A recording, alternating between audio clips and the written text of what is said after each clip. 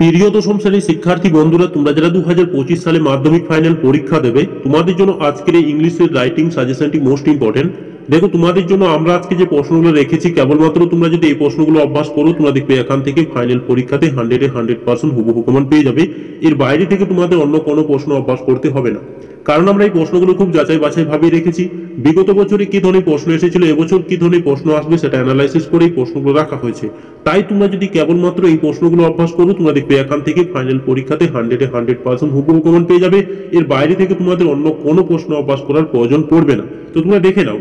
দেখো, তোমাদের 2017 সালে এসেছিল স্টোরি, তারপরে দেখো 2018 সালে এসেছিল রিপোর্ট, তারপরে দেখো 19-এ এসেছিল স্টোরি, তারপরে আবার দেখো 2020-তে এসেছে রিপোর্ট, তারপরে 21-এ তো করোনার জন্য পরীক্ষা হয়নি, তারপরে দেখো 2022-এ এসেছিল স্টোরি, এবং 23-এ কিন্তু স্টোরি এবং রিপোর্ট কোনো কিছুই আসেনি। তারপরে দেখো 2024-এ এসেছিল রিপোর্ট, তাহলে দেখো 2025-এ কিন্তু স্টোরি আসার সম্ভাবনা প্রবল, অর্থাৎ 100% তোমরা এই বছর স্টোরি থেকে প্রশ্ন পাবে, এতটা কিন্তু বলে গেলাম। কারণ দেখো তোমরা কিরকম ভাবে রিপিটেশন হচ্ছে। প্রথমে দেখো 2017-তে এসেছিল স্টোরি, 18-তে এসেছে রিপোর্ট, 19-এ এসেছে স্টোরি, 20-তে এসেছে রিপোর্ট, 21-এ তো করোনার জন্য পরীক্ষা হয়নি, 22-এ এসেছে আবার কি স্টোরি, 23-এ তো স্টোরি এবং রিপোর্ট কোনো কিছুই আসেনি, তারপরে দেখো 24-এ এসেছে রিপোর্ট, তাহলে দেখো 25-এ কিন্তু স্টোরি আসার সম্ভাবনা প্রবল, অর্থাৎ 100% তোমরা কিন্তু স্টোরি থেকে প্রশ্ন পাবে, এতটা কিন্তু বলে গেল। তারপরে দেখো তোমাদের 2017-তে এসেছিল ইনফর্মাল লেটার, তারপরে এসেছিল ফর্মাল লেটার, তারপরে এসেছিল ফর্মাল লেটার, তারপরে ইনফর্মাল লেটার, 21-এ তো করোনার জন্য পরীক্ষা হয়নি, তারপরে দেখো 2022-এ এসেছিল ইনফর্মাল লেটার, তারপরে দেখো 2023-এ এসেছিল ফর্মাল লেটার, 2024-এ এসেছিল ইনফর্মাল লেটার, তারপরে দেখো 2025-এ যদি বলি, তাহলে 2025-এ কিন্তু ফর্মাল লেটার আসার সম্ভাবনা প্রবল, অর্থাৎ 100% তোমরা যদি ফর্মাল লেটার অভ্যাস করো, তোমরা দেখবে এখান থেকে কমন পেয়ে যাবে।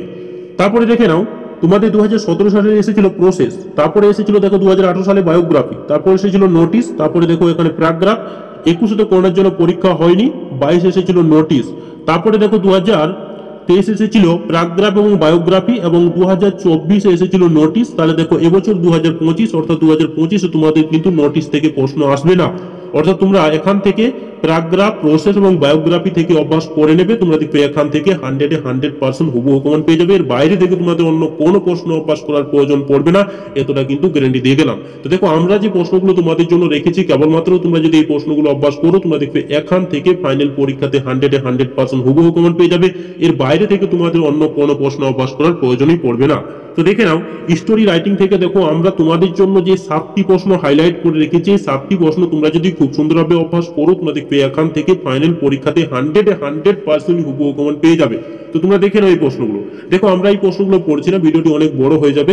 তো দেখে নাও এই প্রশ্নগুলো। দেখো, স্টোরি রাইটিং থেকে এই যে প্রশ্নগুলো তোমাদের জন্য আমরা রেখেছি, কেবলমাত্র তোমরা যদি এই প্রশ্নগুলো অভ্যাস করো, তোমরা দেখবে এখান থেকে ফাইনাল পরীক্ষাতে 100% হুবহু কমন পেয়ে যাবে।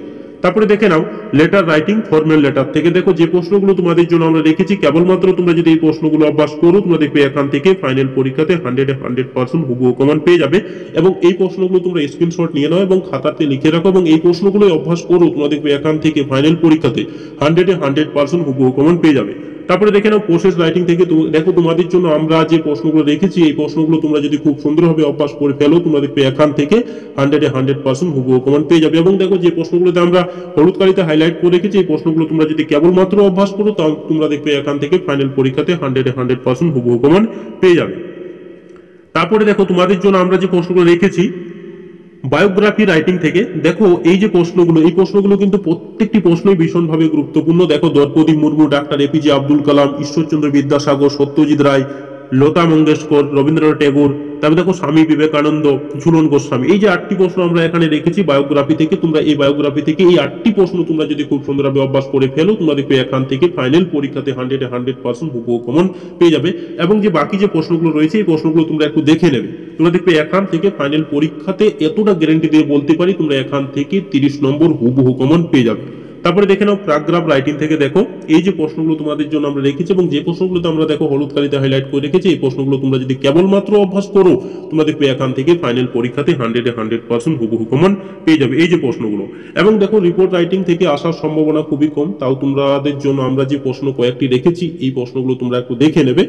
তো দেখো তোমরা এই যে আমরা যে প্রশ্নগুলো তোমাদের জন্য খুব কম একটা বেশি একটা প্রশ্ন রাখিনি, তোমরা এই প্রশ্নগুলো যদি কেবলমাত্র অভ্যাস করো তোমরা দেখবে এখান থেকে ফাইনাল পরীক্ষাতে 100% হুবহু কমন পেয়ে যাবে।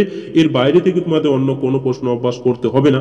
এবং যাদের এই প্রশ্নগুলো অনেক বেশি প্রশ্ন মনে হচ্ছে, তোমরা যদি কেবলমাত্র আমরা যে প্রশ্নগুলোতে হাইলাইট করে রেখেছি সেই প্রশ্নগুলো অভ্যাস করো, তোমরা দেখবে সেখান থেকে কিন্তু কমন পেয়ে যাবে, এতটা কিন্তু গ্যারান্টি দিয়ে গেলাম। তো তোমাদের যদি ভিডিওটি ভালো লেগে থাকে তাহলে চ্যানেলটাকে নিশ্চয়ই সাবস্ক্রাইব করে দেবো, লাইক করতে নিশ্চয়ই ভুলবে না। ধন্যবাদ।